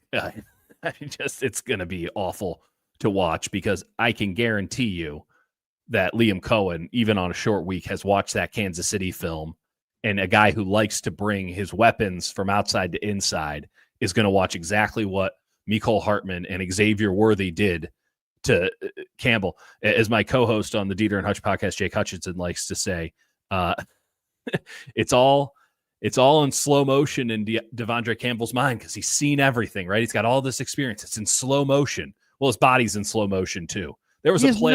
I mean, come on. Yeah, I can watch the guy. He's no lateral agility. It's unbelievable. He seems like he's jogging out to practice 15 minutes late every day too. Do you notice? Well, he's got to get a lot of work. He's got to get a lot. What's going on there? What's going on there? Everybody else will do stuff, and then he'll come out like 15 minutes later and jog out to his. I'll say this about him: that dude spent more time with the trainers in training camp than I think like the interns for the training staff. There are better linebackers on practice squads around the league. Well, they just cut your guy. They just cut Jalen Graham. They just cut your dude. They just brought him to the practice squad. Yeah, but I mean, clearly there's a pecking order here. They love Campbell over Jalen Graham. Yeah, one good game against the Cowboys. Every other game had been absolute dog shit. But I'm sure he's turning it around. I mean, seriously, I have no belief in him at all. Absolute dog shit. I do have tremendous belief that he'll fail. Kyle Shanahan went on KMBR and he was asked about Malik Mustafa's status, and he said he was asked if his status was in jeopardy because of the injured calf today. He said, yeah, it is in jeopardy. Hopefully it won't be too big of a deal, but halfway through practice, his calf was bothering him, so we shut him down there. Well, the Niners love shutting dudes down with calf injuries. That's been the story of the season. I mean, that's a major one if Mustafa can't go. Mustafa's been one of their best players. I mean, you can't play Odom. The Odom signing, I know it's such a small potatoes situation, but paying George Odom $5 million so that he could be an ace special teamer and maybe on the worst coverage unit in the league. Right. Like he's been, and like you watch him in particular, he's been awful on special teams. So that's your ace special teamer who they've now benched irrevocably. Well, perhaps not irrevocably. We'll find out on Sunday if they play Gip over Odom. But like you can't play him on actual defense. And then you go, well, he's really good at special teams, so he's worth his contract. And then you watch him on special teams, and he's just running right past the ball carrier every single fucking time. It's really, of all the bad contracts they handed out this past offseason, Floyd and go down the line, Floyd being probably the worst, just cost-wise. But Odom, at half of the cost of Floyd, has looked just egregious. It's looked terrible. And it didn't make any sense in the moment. Why are you paying that guy that much money? I don't want to, check his wallet here or anything, but I found it very strange in the moment, and it has aged like milk. Well, I mean, it's like we can criticize Mustafa and Brown and their young safeties and, question them. I know there were some questions today about, how inconsistent the young safeties are, but if you think they're bad, wait until you don't have Malik Mustafa, And at least Mustafa's bringing some juice. At least Brown can get up at the line of scrimmage and mix it up a little bit here. And, they feel like they are figuring out how to play with each other, right? Like, I think that they're giving some structure to a defense that has felt very nebulous for most of the season outside of where's Fred Warner? Like, that was the 49ers defense. Where's Fred Warner? Now that they've had some continuity at safety, albeit with young players, they were starting to get a little bit of an identity. They were starting to figure out what it was they can and can't do. And it was a pretty aggressive defense with a single high safety, whether that be Brown or most of the time Mustafa. They were starting to roll into what I think Nick Sorensen's ideal was. And to not have those two guys out on the field for the 100% of defensive snaps, this week or perhaps moving forward, is a major setback because those guys need more reps together. They're going to make mistakes, yes, but the more they play together, the more impact plays they're going to make as a duo, and the better this defense is going to look because, as I love to say, to the point where people roll their eyes, but safeties are destiny in the modern NFL. And yeah, you got young ones, but they're really promising young ones, and they were figuring out how to play together and figuring out how to play inside this defense, which again, I'm not sure if Nick Sorensen's good at this or not, but he was starting to make them look good. And I'm very curious to see who the next man up is and what that's going to make Nick Sorensen look like. Deebo Samuel and Juwan Jennings are both expected to play this week, according to Kyle Shanahan. He went on KMBR and he said that. I would expect Deebo, even though I think he's actually moved around great at practice, despite the fact he's had the blue jersey. But I expect it's those blue cleats, Larry. They keep him light on his feet. You like the matching blue. It's so cleats. weird. It rubs me the wrong. I mean, yeah, it's like a Giants hat for some guy from Chicago. It just rubs you the wrong way. Here's one that I think is kind of interesting. Let's talk about Vita Vea for a second. What a monster he is. He's unreal. And Pride of Milpitas. Today, both Brock and Forster were asked about Vita Vea, and Kev put it into his name is. He was somewhat nice little montage, if you will. Here it is from today. Is there a player in the league quite like Vita Vea in terms of size? No, I'm trying to think of one. Big guy from Baltimore last year, Pierce, I think his name is. He was a similar player, big guy. Vita Vea is one of a kind. I remember last time we played him up here, was this last year? It was last year, 2 years ago. I don't remember which game it was. Might have been 2 years ago. They said he was sick pregame, like he wasn't going to play. We're all hopeful. I go out there and he's playing. What's that game where they kick the bag around? Hacky sack. I mean, he looks like a middle schooler playing hacky sack. He's 350 pounds kicking the ball in the air. It's unbelievable how good he is. He's really, really talented, very, very agile for such a big, gigantic man. Yeah. He's definitely a guy that you got to know where he's at every play, every snap. He's very disruptive and a strong guy. He's been like that for however long he's been playing, man. He's always a problem, and we faced him multiple times, and he's had his moments. And so for us, it's like, how can we be smart, both in the pass game, run game, knowing where he's at, and understand that he can change a game at any moment. There you go. A little bit on Vita Vea. Who's just a monster, size-wise. By the way, out of nowhere, there was a reference to hacky sack. Have you played hacky sack? And do you know the one and only rule of hacky sack? I don't know the latter. I have played hacky sack, and then was told you need to stop doing this immediately. That you do not have the level of agility of a Vita Vea, and that. Yeah, that was never my foray. The one. Does anybody in the chat know the only rule of hacky sack? There's only don't one harsh rule. The vibe. There's only one true rule in hacky sack. Does anybody know the only rule? You tell me. Of hacky sack. Don't play. Does anybody? Sack. I'm waiting for this. I don't think I don't. Mitchell and Ness says you have to be stoned to play hacky sack. Yeah, this crowd doesn't. It was a high school thing. It was definitely a high school thing. Well, that you had your little rat tail going on, and yeah. Joe Schmo says there is no hacky sack. Larry, what does that even mean? Niner Mafia says no hands. No hands. No, of course. Well, of course you can't use your hands. So another rule. No. But that's just an understood. Nah. The only rule of hacky sack is you never serve to yourself. That's a good rule of life. Never serve to yourself. Yeah. Except the problem is when you play hacky sack, Larry, and then you go home, you're always having to serve yourself because ain't no one going to have sex with you. But it's good. Hacky sack is a lot of fun. It is a lot of fun. We used to play it at school, in high school. It was a good way to waste all the time. Babes circle around and be like, wow. It was an all-guys high school. Which was painful. Painful looking back. Looking back on it, it was quite painful. You had some Deebo Samuel blue cleats to match. Yeah. Brock Purdy.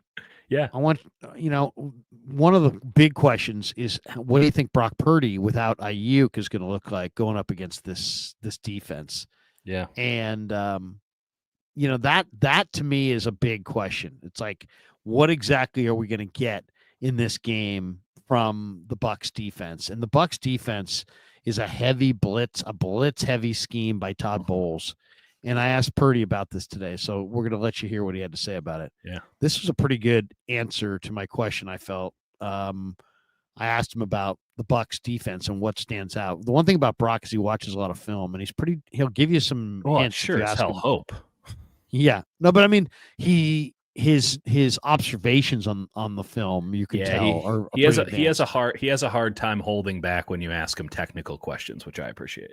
Yeah, here he is. What stands out to you about Todd Bowles' defense when you watch him? I think just the pressures and all the variations of coverages they do with guys blitzing and stuff. He does a really good job with that. He always has. Guys play together and they're gritty.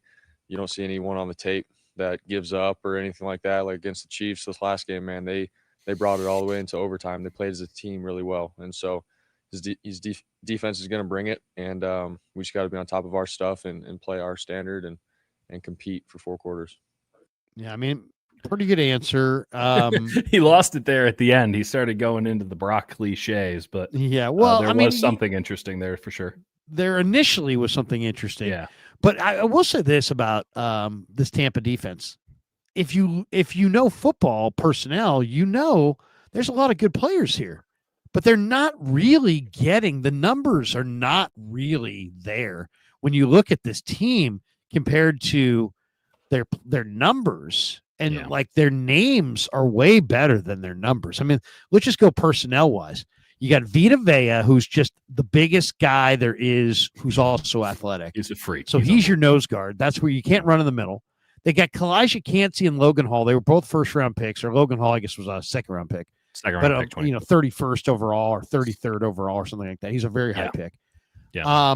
And they're not getting it done for the most part. I mean, Kalijah Cansey's been good, but Hall, not so much. Joe Tryon Shoyinka has not been consistent. Levante David Shoyinka some more. Great player, but I mean, he was drafted in 2012. He was a great player. KJ Britt cannot cover at all. So I'm sure he'll be the conflict defender. Yaya Diaby was great at Louisville, and I kind of like him. Phenomenal name, and he's a good rusher with effort, but he's had a much more of a productive year last year.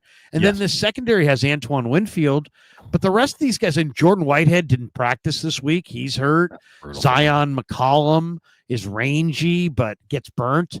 The other guys are fill-in guys. I mean, you're telling me Tyreek Thunderburk isn't an impact? Tyke Smith's not a bad player, the 3rd-round pick from Georgia. Yeah, he's a good nickel. Yeah, he's a good player. But I mean, they don't have a very good defense, despite the fact they've got 4 or 5 names on there. You're like, hey, I know these guys. They're going to be pretty good.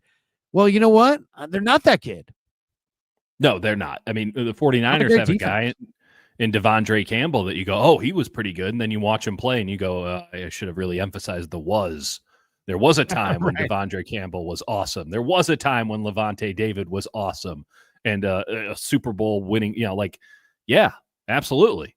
I like Winfield a lot. I like Whitehead a lot. Now, Whitehead, I'm higher on Whitehead than I think consensus, but Winfield is one of the highest paid players at his position in football. He set the market at safety. Not that there's much of a market at safety, but one of their corners is a high PFF grade, right? McCollum.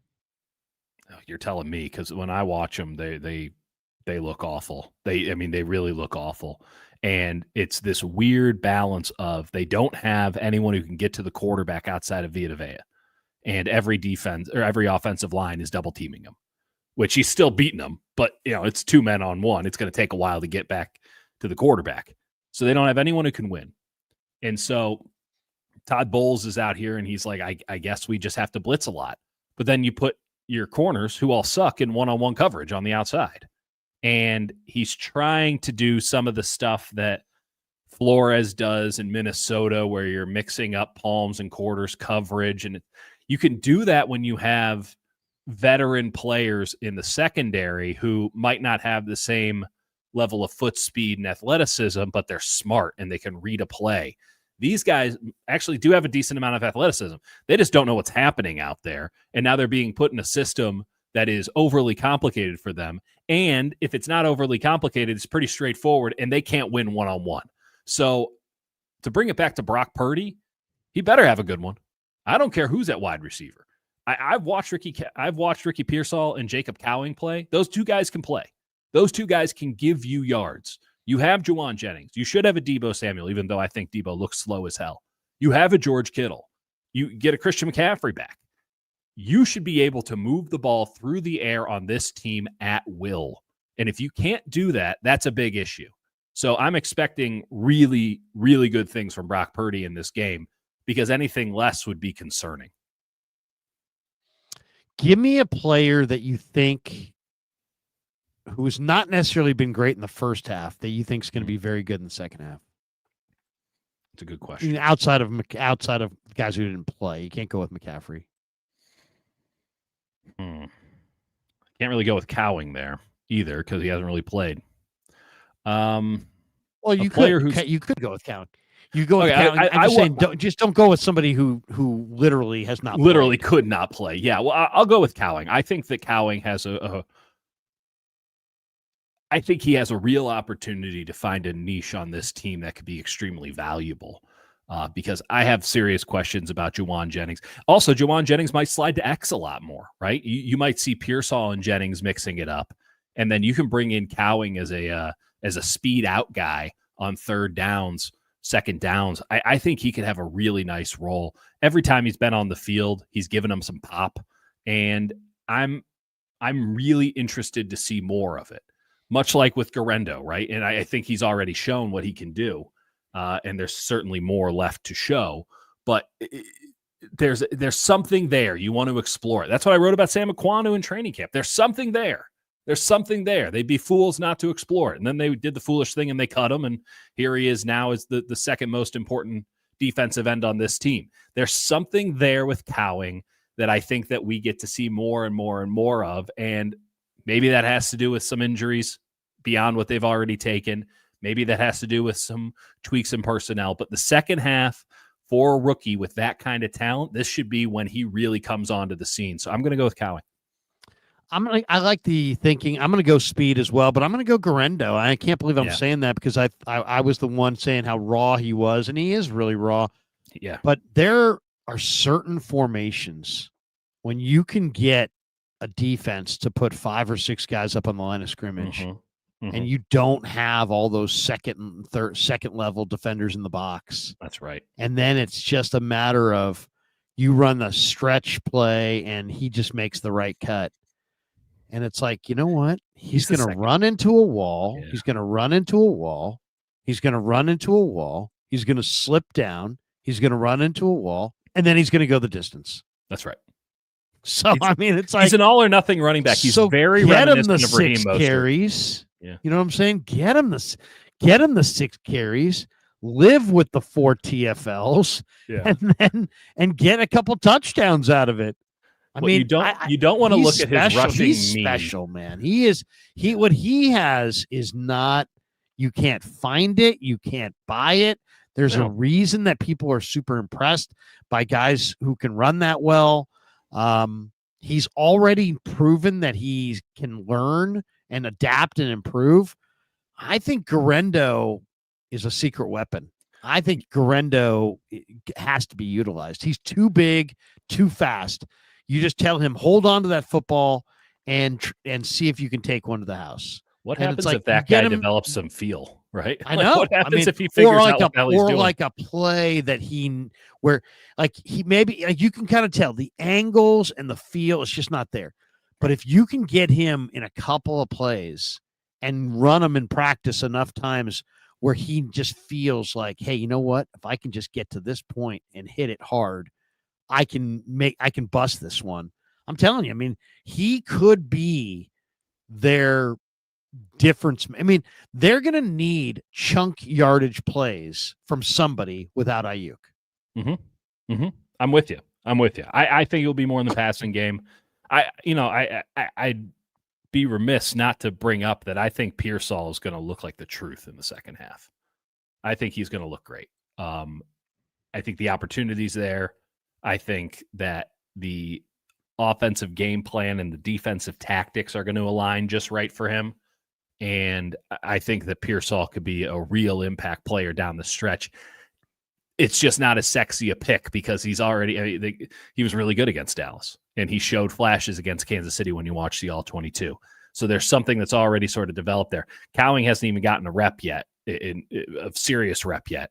And I think the second you give him a serious rep, you're going to have a hard time not giving him the next one and the next one and the next one. But I'm with you 100% on Garendo. I just think back to how the coaches look at those players during training camp and the giddiness that the running backs coaches had watching Garendo put a foot in the ground and go. They're like, we'll figure this one out. Like, we will figure out a way to make this guy work as an NFL running back because of what you said. You cannot create that kind of talent. And he does have exactly what the Niners want in the outside zone running system, which is put a foot in the ground, see the hole, attack the hole as fast as you can. If he can see the hole and figure out how to attack it, it's over. You can't stop him. You can't play cut. You're going to have to put too high, not to stop the passing game, but to stop the running game with Isaac Guerrero. That's how you'll have to defend it. He is a game breaker. So give him a chance to break the game open by giving him a half dozen touches. And then, Cowing, I think, could be interesting as well. Pearsall, what I'd love to see from Pearsall is just one or two routes that are anticipation throws where he knows where he's going, Brock knows where he's going, the defense doesn't know where he's going. And if they could work on a couple of timing routes. The only thing that's bothered me so far about Pearsall is for a guy who's going to run timing routes in the middle of the field. I've already seen him on 3 different occasions get his head turned late. It's like shit happens fast in the NFL. Yeah. You get your head turned quicker. I mean, he's not ready to catch the ball, when as fast as he needs to be. And to me, that's noticeable. And then, like, you can't depend on a guy who's not looking at the quarterback. So he's got to work on his timing.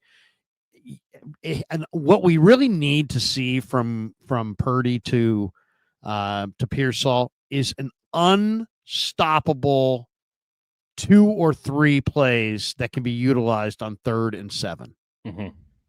If you can come up with a couple of unstoppable stop routes, slants, pick to the flat, whatever it's going to be, but the anticipatory throw that Purdy can just put on, he just absolutely can put it where he wants, and he knows without a doubt that Pearsall is going to be in that spot.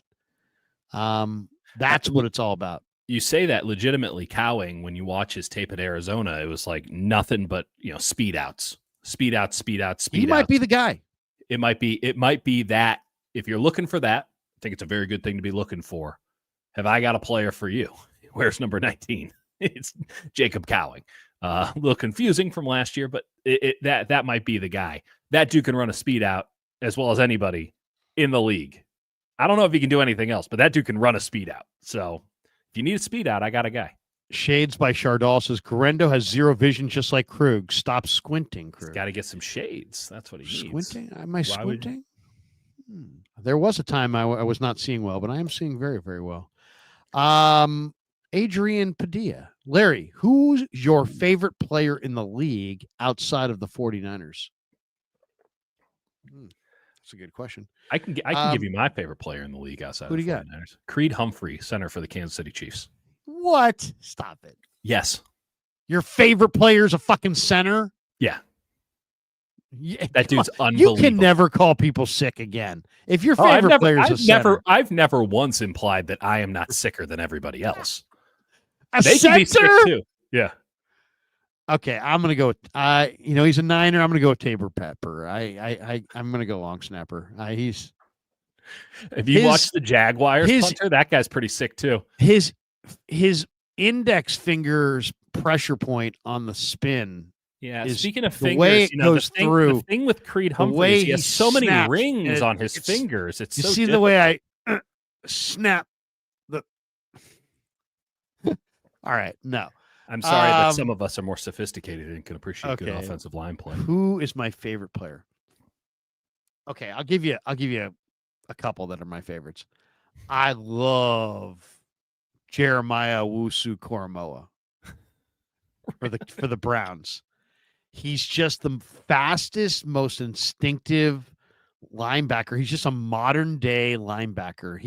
He reminds me of Derek Brooks, the former Hall of Famer. He's just so fast. Did you see Jeremiah Owusu-Koramoah last year in the playoff game? Yes, he's unbelievable. He is awesome. So yeah, that's my guy, Jeremiah Owusu-Koramoah. Who else though? Creed Humphrey's weird. Well, I mean, it's a center. Yeah, you guys should watch center play more. That dude's unbelievable. Okay, so that's okay. I like Creed Humphrey too, and I can appreciate a good center. Somebody said Derwin James. I do love Derwin James, but it just hasn't been the same since the first 2 seasons. I'll tell you a player that I really love, and I hate him because he's on the Seahawks. But I love Devin Witherspoon. Oh, that's a good player. That's Tyler Lockett's high on my list as well. That guy just gets it done. The corner for the Seahawks, Devin Witherspoon from Illinois. He's so good. Crazy, he's just long so arms. Physical, and he's a really good player. Really good player. Seahawks actually have some pretty badass players. Yeah, they do. Yeah. Who else? Is there anybody? Oh, I'll tell you one that I just absolutely love. I love Quentin Nelson. Yeah, you see how now I'm weird though. But I mean, we're talking about the most dominant guard of his era. I mean, he is the John Hanna, the Mike Munchak. I'm with you. Future Hall of Famer. He's unbelievable. Quentin Nelson might be one of the greatest offensive linemen that's ever played the game. I think that's a fair thing to say. I think Quentin Nelson. I'm giving you a hard time on Creed Humphrey. I like Creed Humphrey. I think Creed Humphrey. But I legitimately think Creed Humphrey is at that caliber. Yeah, I mean, Nick Allegretti played well for them last year in the Super Bowl, and that's my guy. That's my boy. Yeah. I'm just saying. Who else do I? I'll tell you who I love this year. I love watching Jaden Daniels this year. Oh yeah, he's unreal. Jaden Daniels. It's like, you got to be kidding me. It wasn't like, it's one of those things where we try to be so like intellectual and like hear all these terms and stuff. My Jaden Daniels scouting was I watched him play at LSU last year, and none of the rules apply to him. It doesn't matter. It's terrific. He's transcendent. Yeah, he's unreal. He's great. He's just a great player. He hope he sees it. He's got great accuracy. He's athletic. He's athletic, but he's too skinny. If he gets hit, he's going to get rocked. I mean, if he gets rocked, that's it. But Devontae so Smith accurate. is skinny as hell, and all he does is catch touchdowns and 20-yard gains. He's a great player. He's great. Maybe it just doesn't matter anymore. Maybe it just doesn't matter. I love watching TJ Watt. Yeah, TJ Watt, Myles Garrett though is just, what is going on there? I mean, that guy's 280, and he's one of the most dominating physical players I've ever seen in my. The problem is life. when Myles Garrett doesn't have a good rep, it doesn't look right. Like you're like, what's the matter? Is he injured? Like he should win so consistent, and when he does, he wins so emphatically that when he doesn't win, it almost feels like something bad has happened. It's kind of a bummer to watch because he looks like a creative player. He looks like if LeBron was a football player. He's unreal. I'll say this: the guy that I think is the best going is Jamar Chase. He had 11 catches tonight for 264 yards and 3 touchdowns. Yeah. He had a 70-yard catch. He was targeted 17 times. Jamar Chase is awesome, man. Jamar Chase is freaking. I was talking to Brandon Allen one day about Jamar Chase, and he's just like, yeah, dude, the guy's incredible. He's like, the thing that really stands out about Jamar, and I'm like, I wasn't sure what he was going to say because he's so versatile, but he's like, it's his strength. He's like, he's got crazy strength. You always know, like in those 50-50 balls, he's going to come away with it because he's just strong. I will toot my own horn here. One of my big draft crush this past year was Tyrone Tracy. I wanted the Niners to get Tyrone Tracy Jr. New York Giants has been unbelievable. He's been a joy to watch on the most unenjoyable team to watch in football. He's been great. I'll give you another one. I'll give you another one that I love, but I hated him last year. Remembering some guys' segments of current players, by the way. Kyle Hamilton. Kyle Hamilton. He got injured tonight, sadly. Kyle Hamilton is just awesome. He is great. That guy's big and rangy and fast. And I kind of like some of the Notre Dame guys. I've noticed. I like some of the JOK. I like Kyle Hamilton. I love heavier. Yeah, Notre Dame's got a corner this year that I really like. I think his name's Clark something. I haven't watched a lot of Notre Dame this year. They've got Notre Dame's defense this year and Notre Dame's secondary specifically. Okay. Oh my God. These guys, I mean, I'll have to toss on the Northern Illinois film and see what that was all about. They're going to be heard from in the playoffs. I'm telling you, Notre Dame's going to be heard from in the playoffs. Their defense of secondary is no joke. I mean, they can play man and lock you up. That's awesome because most teams are just playing that drop quarter shit, and it's hard to watch. Yeah. So. Those are the ones. Those are the ones that I like the most. I really like watching Tyreek a little bit. Saquon Barkley, impossible not to enjoy. I'll give you another one. I love Barkley. Jordan Mailata for the Eagles. Great call. He is just a freaking house. Yeah, that's a good one. That's a that really good guy's one. just a monster. I like watching Joe Alt with the Chargers. I haven't seen a lot of the Chargers with Alt this year. Yeah, and he got injured. 6'8" guy. Yeah, he's got ballerina feet, but he stays anchored. It's really enjoyable. These are the kind of things that I key in on. That's the one thing about the NFL that makes it so great is that even the bad teams have great players. Yeah, right. Yeah, and yet the Niners won't trade for any of them. I'll tell you the guy that I think is just unfreaking believably great. And this is why the Lions are so scary. He got ejected last week, and it didn't matter. Brian Branch. Great. Brian Branch from the Lions is just one of the greatest DBs going right now. I mean, that guy just makes every great play.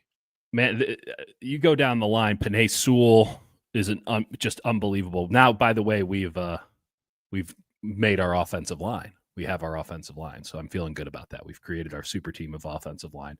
I'm on Ross St. Brown. I love watching David Montgomery run. Oh, yeah. Everybody I love Gibbs. I love Jameer. Jameer's one of my favorites. Let's read some super chats, Larry. All right, let's do it. Sacred Intuition says, Larry, what do you think about Sorensen so far? That's a great question. I'm not that impressed. I mean, I think overall, it's not like I don't like the scheme or anything, or he's doing anything that's really offensive. It's just that when I ask him questions, I don't really feel like there's anything that's truly informed about his decision. He doesn't seem like he ever gives me information. I'm like, whoa, I didn't know that.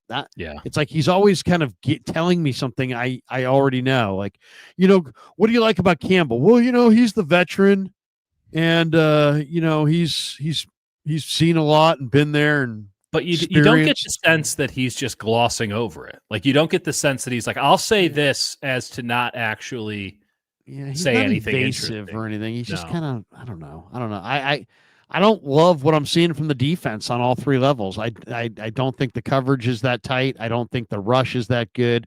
I don't see a lot of intimidating hits. They've lost their swagger on defense. I just don't see a lot of confidence on defense. So, so I guess I don't dislike Sorensen, but I'm not that impressed. Joseph Ernberg, can I get a Larry Krueger signed jersey? Yeah, that'd be great. What number would that be? 00. Frank Tom Ocean, member for 8 months. Thanks, Frank. He says, Larry, only 29 videos today. You're freaking lazy. LOL. Thanks for the great content for us Niner fans. Shout out to Kev for all his hard work as well. Thanks. It's all Kev. This is an AI Larry. Anthony M says, Dieter, as a former Alamedian, is that a correct phrase? Plays for me. Alamedian. As a former Alamedian, have you tried New York pizza over on Park Street yet? Best fat slices I've ever had. New York pizza on Park Street. Guess not. I think I know which one it is. It's next to the nasty Chinese buffet. I might have to make a commitment to get on. That is probably not the name of it, right? The nasty Chinese buffet. No, it's like the Genghis Khan Chinese buffet. That would be so awesome if it was called the nasty. That would be in advertising, right? Awesome. You go in. They got tremendous attitude there. This is one of the things. So it's nasty. I noticed.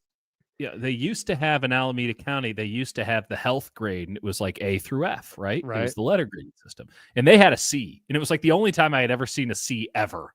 And I'm like, wow, and they have to just put that in the window. And then it became a pass-fail situation, but you can't unsee the C layer. So I've avoided the Chinese buffet, and frankly, kind of anything on that block to this point. But Anthony M has made a recommendation, throwing $5 into the pot.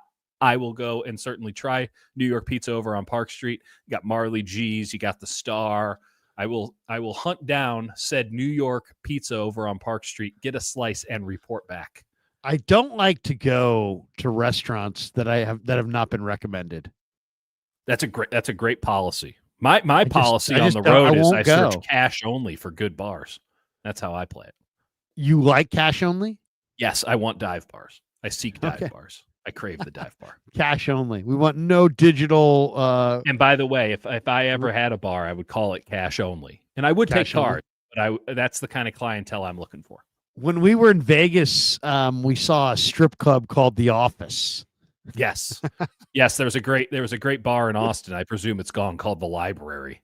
That was a good one. I got really drunk at the library. The expense reports never knew it. It's a great. You got a receipt from The Office. Yeah. Claw Daddy Vending says LK spot on Guerrero take, foster harness, and utilize that type of speed. Kyle Shanahan and Bobby Turner will get the most out of a young guy like that. Yep. Yeah, we got to feature Guerrero, man. You got to see Guerrero pop a few. I mean, think about it this way: he's a running back that once he gets to the second level, he's got a great chance to take it to the house. Did you all you're really trying to do is get him?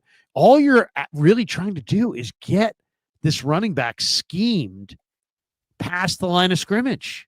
Yep. And there are certain, I'm telling you, I can just looking at certain formations and certain defensive alignments, you can see when the big plays are coming. Mm-hmm. When they've got, 4 guys on the line of scrimmage and another 3 linebackers sitting in the box, and you're looking at 7 in the box, and there's the safety right off the edge. You're like, there's no way. There's no way in hell Guerendo's going to pick and slide his way through all these bodies. Right. But when they can get, put that extra guy on the line of scrimmage, when you seem like you can stretch the defense out horizontally and then just pop him through one of the early, one of the inside gaps, right? He gets to that second level. And now, I mean, you can see it. Guys who are 3 steps away, if you're not as fast as this guy, that's too far away. And guys are 3 steps away on that second level all the time. Mm-hmm. And you can bust this guy into the secondary. And once he's in the secondary, there's no DB around that wants any part of that. Not with that 5 steps, 6 steps, Guerrero with 4.3 speed at 225. No way.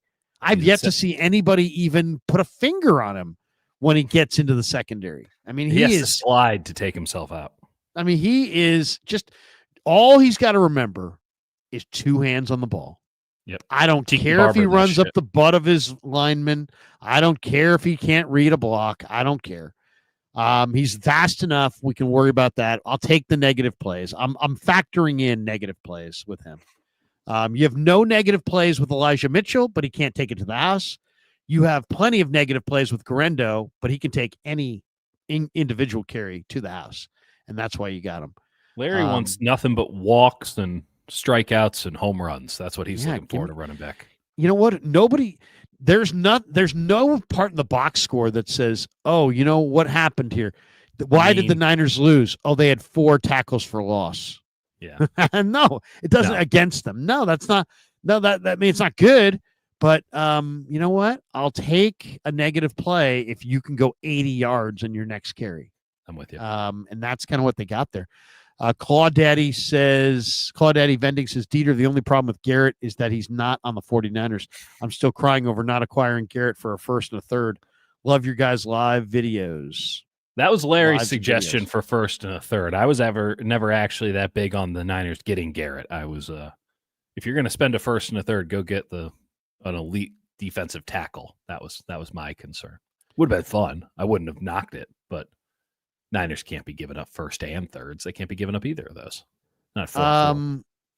Last question, and it's a Warrior question. Yeah. The Warriors are top 10 in turnovers this year, not turning it over. Last year they were bottom 10. Yeah. How have they done it? They're moving the ball. How have they gone from a team that turned it over like, every game they turned it over a lot? They could turn it over as much as they're averaging now. They could turn it over that many times in a quarter in the last few years. And now, for whatever reason, they are not turning it over. They're still playing fast. They're still sharing the basketball. They're getting out and they're running. They're getting points in transition.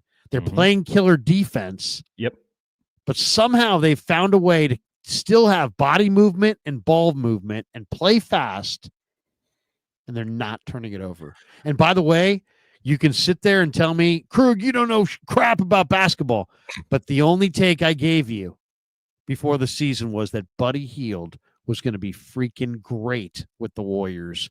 I said it 5 times. He'll be way, way better with the Warriors than he ever was with Sacramento. All my Kings fans were like, just wait. You just wait. Buddy Hield looks phenomenal. I think it's not too early to say that. He looks he absolutely looks phenomenal right now. A little bit of concern. Boston was attacking him on defense late in that game, as you'd expect.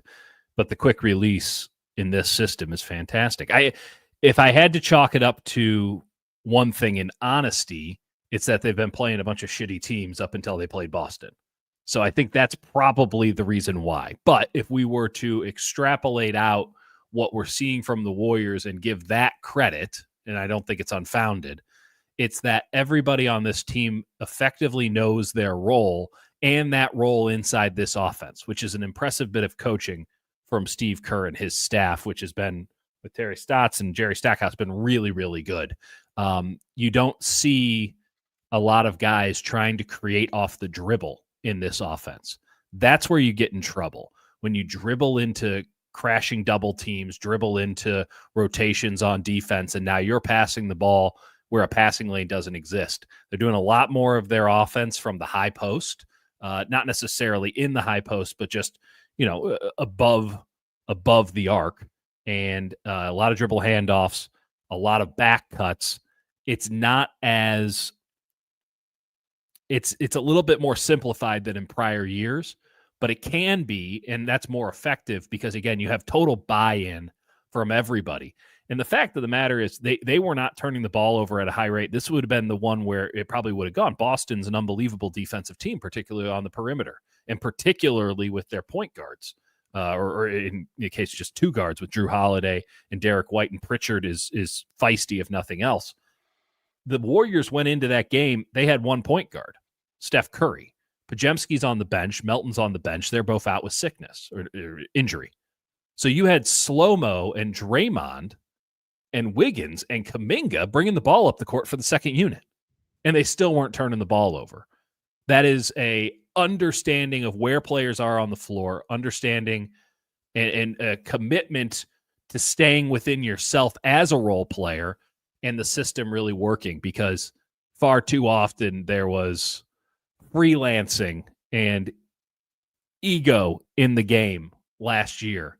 Guys trying to do too much, not accepting. Let me just call it out. Klay Thompson was in the wrong place, and that's when Draymond throws it into the second row of coaches on the other team because someone was supposed to be there and they weren't. And Draymond's trying to create off they were forcing it. And when you're not forcing it, and when you're not playing good teams, should be noted again, up until this week, you can really play some crisp, entertaining basketball on the offensive end. They got some dudes.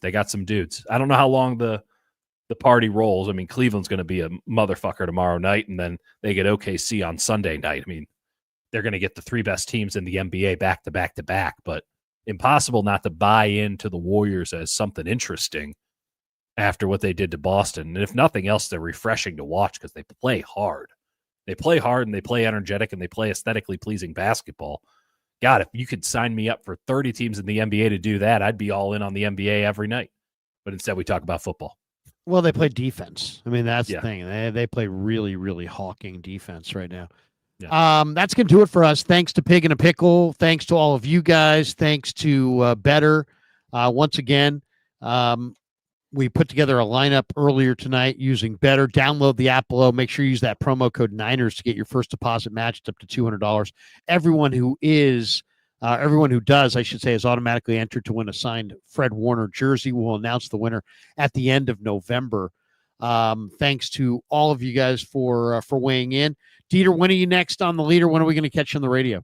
Oh, I'm on the leader next week at some point. Dieter and Hutch tomorrow. We'll be doing a 49ers Bucks preview, and then we'll be live after the game. I'm on the Land Your Bets podcast tomorrow as well, doing some player props and anytime touchdowns as well. Always have a fun time doing that. So just follow my YouTube page. It's all pushed out from there.